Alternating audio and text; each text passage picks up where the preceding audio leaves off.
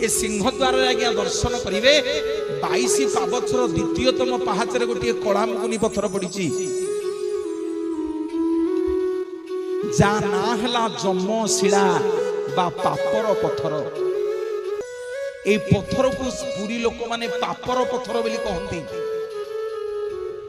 शास्त्र कहे ए शिला पत्थर ना होची जमशिला। जम आज्ञा एई पत्थर पर्यंत मंदिर भीतर को जीव आउ जम मंदिर भीतर को प्रवेश करि परिबो नाही। एई पत्थर पर्यंत आम मानकर पितृपुरुष सप्तपुरुष जीवे मंदिर भीतर को आउ 22 पाहाच डेई परिबेनी। भूत प्रेत डाहाणी पिचासुनी सबु आज्ञा एई पाहाच पर्यंत जीवे आउ ऊपर को जाई परिबेनी। तू केड़े बड़ गुणिया होता केड़े बड़ तांत्रिक होता केड़े बड़ जांत्रिक होता केड़े बड़ पंडित होता अरुण स्तंभ चकड़ा डेइला पर तोर किछि काम करिवनी।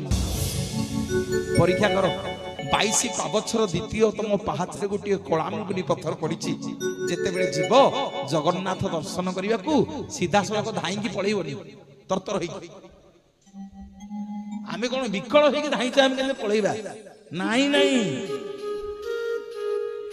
गोटी गोटी की ठाकुर को दर्शन कर मुनिया मार शेष को जगन्नाथ पाक जीव।